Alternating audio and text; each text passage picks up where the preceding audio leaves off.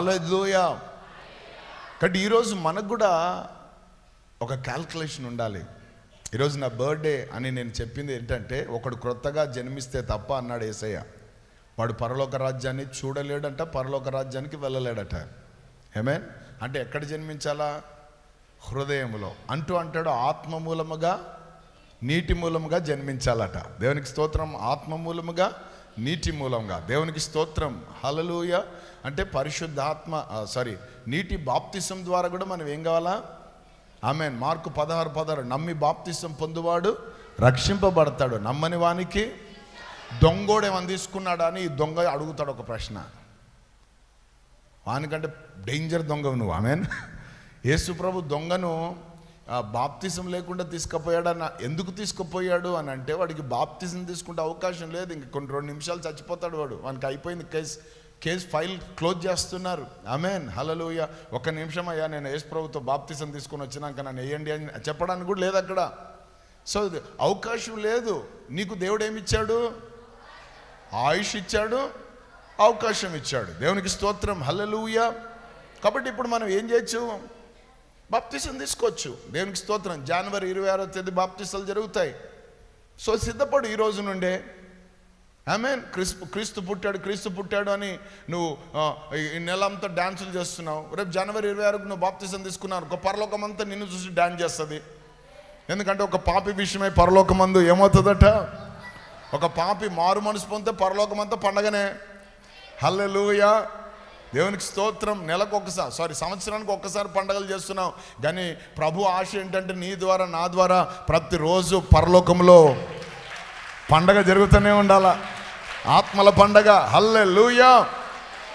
కాబట్టి దేవునికి స్తోత్రం. బాప్తిసం తీసుకున్న ఈరోజు జ్ఞాపకం పెట్టుకున్న ప్రభుకు కృతజ్ఞతాస్తుతులు చెల్లించాను. ఉదయాన్నే మా ఆత్మీయ తండ్రికి నన్ను ముంచిన ఆయనకు ఫోన్ చేశాను, ప్రార్థన చేయించుకున్నాను. దైవసేవకుడు ప్రార్థన చేస్తుంటే కన్నీరు మున్నీరు అయిపోయాను. నాకు అర్థం కాలే. ఆ మొదటి టచ్ మళ్ళీ ఒకసారి తగిలినట్టు అనిపించింది. ఆయన చాలా డిఫరెంట్గా ప్రార్థన చేశారు. మొత్తం చెమటలు పట్టేసి కళ్ళల్లో నీళ్ళు గారి షేక్ అయిపోయినాను. దేవునికి స్తోత్రం. హల్లెలూయా. ఆమేన్. వెంటనే ఆమెన్ అని చెప్పి కృతజ్ఞత కానుక. హల్లెలూయా. మనిషి ముందు ఉంటే చేతిలో పెట్టేవాళ్ళం, ముందు లేడు. ఆయన హైదరాబాద్లో ఉన్నాడు కాబట్టి ఏముంది? మీకు అందరికి ఉందా? Very good. ఎప్పుడు పేరు కనబడలేదు. హల్లెలూయా. ఓకే, దేవునికి స్తోత్రం అని వెంటనే కృతజ్ఞత కానుక కూడా పంపించేశాను. ఎందుకు? అది కలిగి ఉండాలా మనం. ఆమేన్. హల్లెలూయా. మా అమ్మ నాయన లేకుంటే నేను ఎక్కడి నుంచి వచ్చాను భూమి మీదకి. కాబట్టి మా అమ్మ నాయనకి ఈరోజు శాలువై సన్మానం చేస్తానని కొంతమంది చేస్తుంటారు. అదంతా దొంగ పూజ. హల్లెలూయా. ఒక్కరోజే ఫాదర్స్ డే, మదర్స్ డే, ఆ రోజు తప్ప ఏముండవు స్టేటస్లు. Hallelujah. I love you mummy, I love you daddy. ఎప్పుడు ఏ డే? మరుసటి రోజు తర్వాత ఏం ఫాదర్ లేడు అట్లా కాదు. హల్లెలూయా. లోపల ఉండాల కృతజ్ఞత. దేవునికి స్తోత్రం. హల్లెలూయా. ఆమేన్. నా జీవితంలో సగం కంటే ఎక్కువ దేవునికే ఖర్చు పెట్టి కృప దేవుడు నాకు ఇచ్చాడు. హల్లెలూయా. కాబట్టి యేసు ప్రభు ఈ కుమారుడు ఎవరు? ఏ కుమారుడు తెలుసా? అనుగ్రహించబడిన కుమారుడు ఎవరో తెలుసా? మోసే కుమారుడు. దేవునికి స్తోత్రం. 3వది చూద్దాం. దేవునికి స్తోత్రం. హల్లెలూయా. ఎంతమంది ఆనందిస్తున్నారు ఈ రాత్రికాల సమయమేనా? ఆనందించు వారందరూ బిగ్గరగా ఒకసారి 23వ వచనం, మత్తయి సువార్త 1:23. 22వ వచనం, ఇదిగో కన్యక గర్భవతి అయి కుమారుని కనును, ఆయనకు ఇమ్మానుయేలను పేరు పెట్టుదురు అని ప్రభువు తన ప్రవక్త ద్వారా ప్రైజ్ ది లార్డ్. ఎవరిని అనుగ్రహించారట? ఇమ్మానుయేలు అనండి అందరు కూడా. ఎవరండి ఆ కుమారుడు అనంటే ఇమ్మానుయేలు. ఇమ్మానుయేలు అనే మాటకు అర్థం ఏంటంటే దేవుడు మనకు తోడని అర్థం. కొట్టు గట్టిగా చప్పట్లు. హల్లెలూయా. సో దేవుడు మనకు తోడై ఉన్నాడు. ఏ కుమారుని అనుగ్రహించాడు తండ్రి? నీకు నాకు తోడై ఉండే కుమారుణ్ణి. ఎవరండి ఆ కుమారుడు అంటే ఇమ్మానుయేలు. ఆమేన్. ఆయన పేరే నజరేయుడైన యేసు క్రీస్తు ప్రభు. ఆయన మనకు ఏమై ఉంటాడంట? తోడై ఉంటాను. దేవునికి స్తోత్రం. పక్కన వాళ్ళతో చెప్పండి, ఎప్పటి వరకు అంట అని అడగండి. వాక్యం చెప్తుంది, ఇదిగో యుగ సమాప్తి వరకు సదాకాలము నేను మీకు తోడై ఉన్నాను అన్నాడు. హల్లెలూయా. ఏ కుమారుడు మనకు అనుగ్రహించబడ్డాడంటే యుగ సమాప్తి వరకు సదాకాలము మనకు తోడై ఉండే కుమారుడు మనకు అనుగ్రహించబడ్డాడు. గట్టిగా చెప్పట్లే యేసయ్యకు. హల్లెలూయా. నీ డిక్షనరీలో నుండి ఈ మాట కొట్టే ఈ రోజు నుంచి, నేను ఒంటరోణ్ణి, నేను ఒంటరి దాన్ని, నాకు అందరూ ఉన్నా ఎవరు లేని ఒంటరి పక్షిని, పిచాచిని ఎన్నొద్దు. హల్లెలూయా. ఆమేన్. మిద్దె మీద ఒంటరి పిచ్చుకొని నేను అయోధ్యక. హల్లెలూయా. నువ్వు ఒంటరివని కాదు. హల్లెలూయా. చెప్పమంటారా వద్దంటారా? ఆత్మలో చూస్తూ చెప్తున్నాను, లోక రక్షకుడైన యేసయ్య నీలో ఉన్నాడు. నీ బయట ఆయనను పరిచర్య చేసే దేవదూతలు నీ చుట్టూ ఉన్నారు. హల్లెలూయా. సర్వశక్తుడు నీలో ఉన్నాడు. బయట ఎవరున్నారు? హల్లెలూయా. యెహోవా యందు భయభక్తులు కలిగిన వారు చుట్టూ ఎవరుంటారట? చెప్పండి అందరూ కూడా. ఒకసారి థ్యాంక్ యూ ఏంజల్స్ అని చెప్పండి. చెప్పండి థ్యాంక్ యూ ఏంజల్స్ అని. ఇంకొకసారి థ్యాంక్ యూ ఏంజల్స్ అని. ఎందుకంటే గాబ్రియేలు దేవదూత వచ్చి ఒక సువర్తమానం కదా, శుభవార్త ప్రకటించి వెళ్ళాడు. దేవునికి స్తోత్రం. దేవదూత వచ్చి ప్రకటించి వెళ్ళాడు కాబట్టి మనకు దేవదూతల యొక్క కాపుదల ఉంటుంది. ఆమేన్. హల్లెలూయా. నీ పాదములకు రాయి తగలకుండా వారు ఎత్తి పట్టుకుంటున్నారట. దేవునికి స్తోత్రం. హల్లెలూయా. ఆమేన్. హల్లెలూయా. ఒక రోజు మా శామ్యూయల్ అటు ఇటు ఎక్కడో పోతా ఉంటే వెనక నుండి ఒక సోదరుడు పరిగెట్టుకుంటూ పోయి గట్టిగా పట్టుకొని ఇట్లా పట్టి, ఏంటి అని ఒక ఆయన అడిగితే, మా పాస్టర్ కొడుకు అంటున్నాడు. ఏమన్నాడు? ఎందుకంటే వాడు ఇంకా కొంచెం ఒక 2 నిమిషాలు లేట్ అయితే గోతులో పడతాడు. ఇప్పుడు ఈ వ్యక్తి ఎట్లొచ్చాడు? దేవదూతలాగా వచ్చాడు. చెప్పండి ఎట్లొచ్చాడు? ఒక మాట చెప్తున్నాను, నువ్వు లేచినప్పటి నుంచి పడుకున్నంత వరకు, పడుకొని మళ్ళా లేచేంత వరకు ఆయన దూతల కాపుదలని చుట్టూ ఉంటుంది. దేవుని బిడ్డలారా. హల్లెలూయా. నువ్వు ఒంటరిగా ఎట్లా పోవు. నువ్వు వెళ్తున్నప్పుడు నీ వెనక మహాసైన్యం వస్తూ ఉంటుంది. దేవుని బిడ్డలారా. పెద్ద రెక్కలు వేసుకొని వస్తూ ఉంటారు. పెద్ద రెక్కలు వేసుకొని వస్తుంటారు. ఎందుకంటే అనుగ్రహించబడిన కుమారుడు నీలో ఉన్నాడు కాబట్టి. అందుకే యోహాను అంటాడు, ఈ లోకంలో ఉన్నవాని కంటే నీలో ఉన్నవాడు గొప్పవాడు. హల్లెలూయా. గొప్పవాన్ని కలిగిన వాళ్ళందరూ చేతులు పైకెత్తి గట్టిగా చప్పట్లు కొడుతూ హల్లెలూయా. హల్లెలూయా. ఆమేన్. అందుకే దయ్యాలు మనం చూసగానే డాన్సులు చేస్తుంటాయి. ఇటు చూడ అంటే చూడ. ఎందుకు సమీపించరాని తేజస్సులో నీవు నివసించువాడవయ్యా. మా సమీపమునకు ఆయన సన్నిధి చాటున మనం మరుగు చేశాడు. ఆయన సన్నిధి చాటున మనం భద్రపరిచాడు. నువ్వు పాపం అద్దం ముందు నిలబడి పాన్స్ పౌడర్ ఎంత కొట్టుకున్నా, ప్రైజ్ ద లార్డ్. హల్లెలూయా. ఓ షకరిమలతోరే.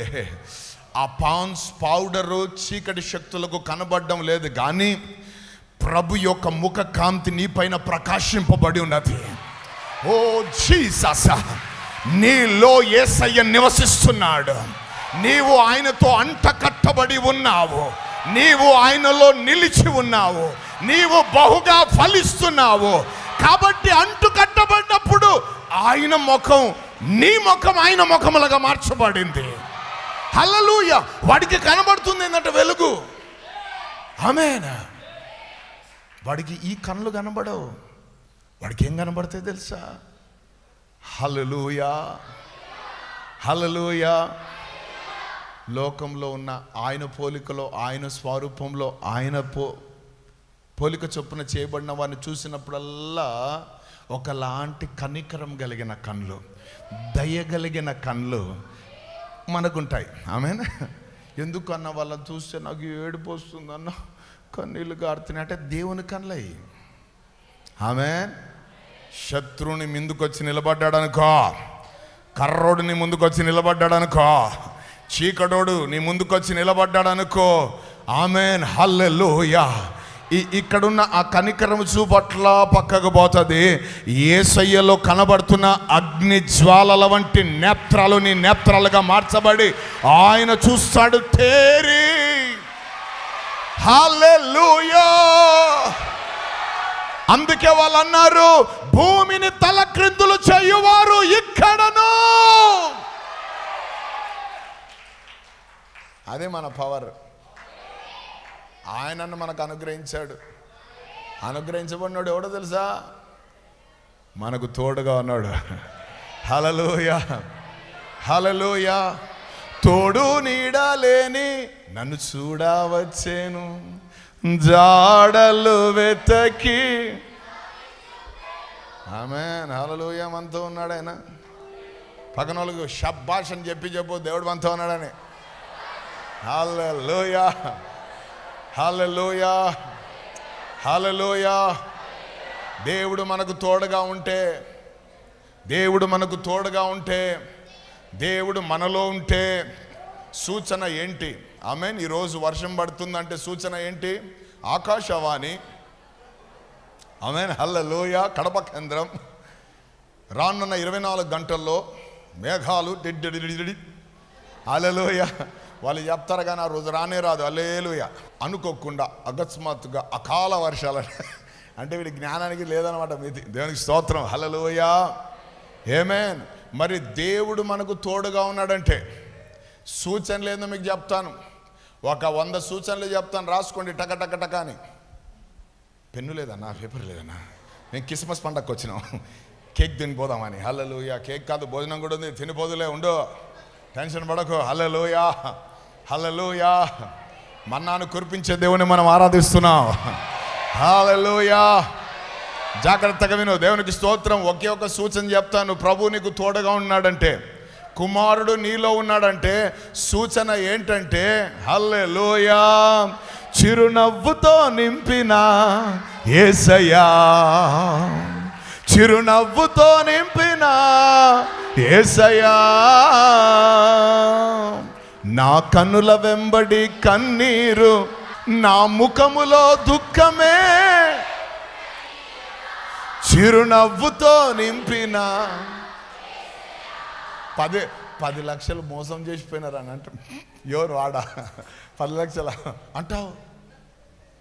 10 రూపాయలన్నా పోయినాయన్నా, రాత్రంతా నిద్ర లేదన్నా. ఆ బోసి నవ్వుల గాంధీ తాత కనబడుతున్నాడు, ఆ 10 ఆకారం. హల్లెలూయా, ఆమేన్. అన్ని పోయినాయి. దేవునికి స్తోత్రం. హల్లెలూయా, హల్లెలూయా. ఒక్క రోజుల్లోనే దెబ్బ మీద దెబ్బ, వార్త మీద వార్త. అన్ని మంచి వార్తలు కదా, అన్ని దుర్వార్తలే. ఇన్నోడు కూలబడ్డాడు. దేవునికి స్తోత్రం. కూలబడి గుండు గీల్చుకొని కూర్చొని ఉన్నాడు, బట్టలు చింపుకొని. ఆమేన్. అందరు అనుకున్నారు అయిపోయిందిరా వీని కథ అని. హల్లెలూయా, అయిపోయిందిరా వీని కథ అని. ఎవరి దగ్గరికి పోవడానికి ధైర్యం సరిపోలే. కానీ పక్క నుంచి వచ్చింది కదా ఎముక, ఆ ఎముక వచ్చి ఇట్లా కూర్చుతుంది.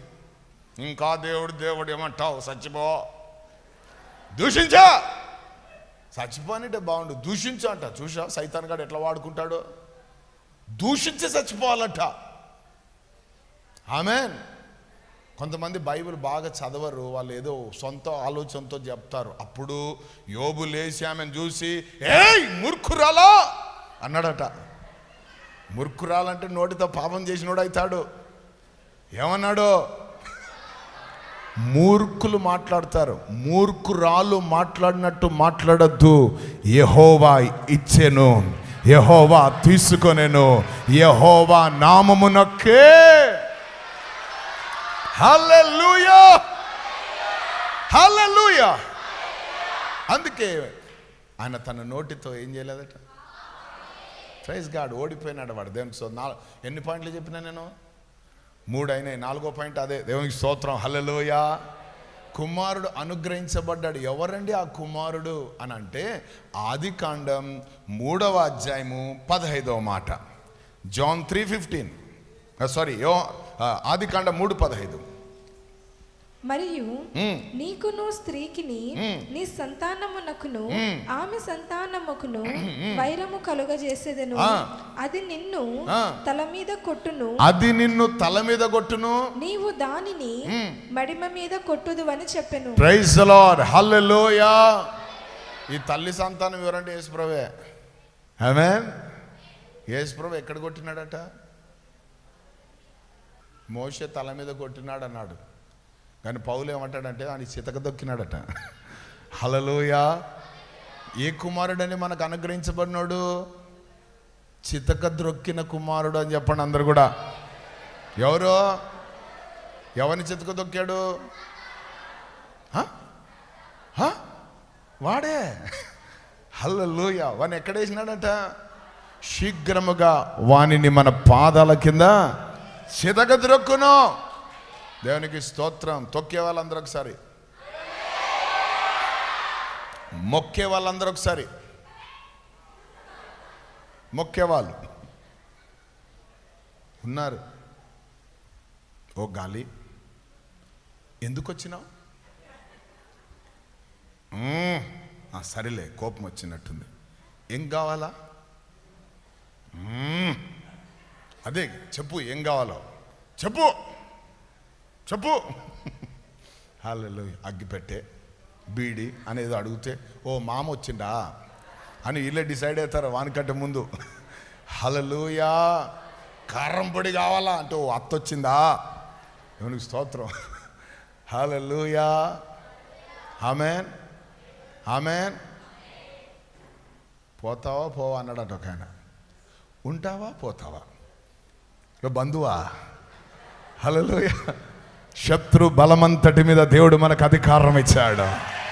కుమారుడు ఎవరు అని అంటే అధికారం ఇచ్చిన కుమారుడు.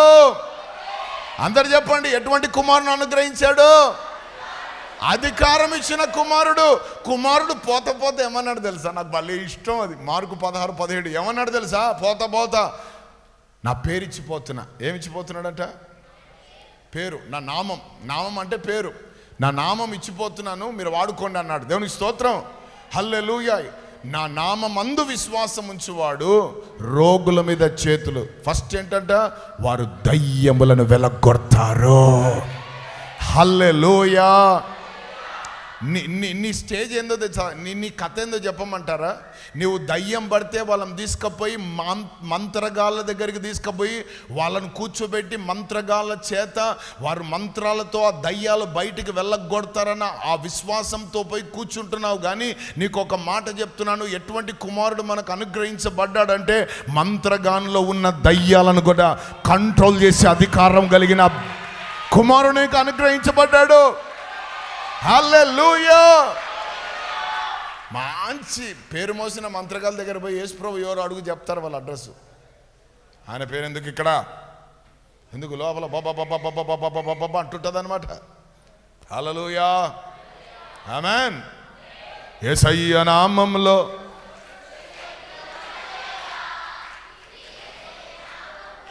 సేమ్ ఇదే ఉద్యమం దయ్యాల పట్టణంలో ముందు చేయండి.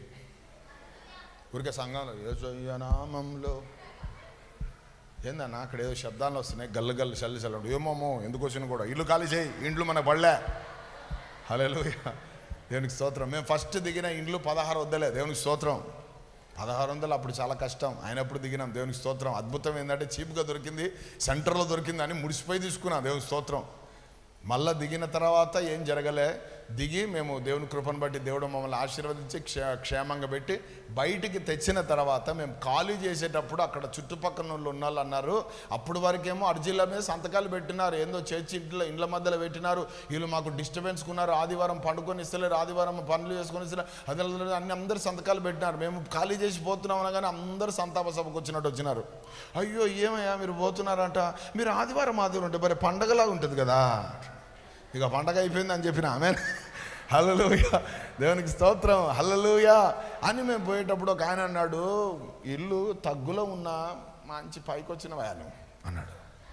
ఇల్లు తగ్గుకుంటే మనం తగ్గవుతామంట. వాడు ఏందాడు ఏమంటారు దాన్ని, వాస్తు పిచ్చి, అదో దయ్యం. దేవునికి స్తోత్రం, హల్లెలూయా. ఇంకొకడు అంటాడు, నీకు తెలుసో లేదో బా బ్రదర్ అన్నాడు. ఏంది బ్రదర్ అంటే, ఇంట్లో 3 చచ్చారు అన్నాడు.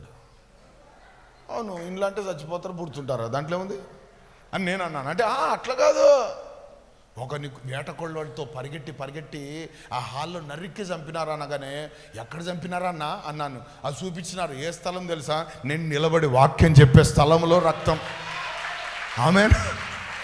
ఆ రక్తం మీద నిలబడి దేవుని వాక్యం. హల్లెలూయా, ప్రైజ్ ది లార్డ్. నేను ఎప్పుడు అంటుంటాను, ప్రభా ఏ రాయలసీమ ఏ ఫ్రాక్షన్ గడ్డలో నైనా అనేకుల రక్తం చిందించబడ్డదో అదే గడ్డ పైన అదే ప్రాంతం పైన కల్వరి రక్తము కార్చబడాలి ప్రభా, కల్వరి రక్తముతో తడపబడాలి నా ప్రాంతం, రాయలసీమ క్రీస్తు సీమగా మార్చబడాలా, అది నా దర్శనం.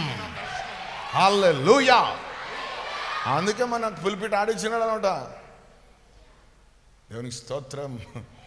నేను హౌస్ విజిటింగ్ పిలిస్తే ఇంటికి పోయి ప్రార్థన కనిపోతే ఆ రోజుల్లో ప్రతి ఇంటి గడపకు కొడవెలు ఉండేది.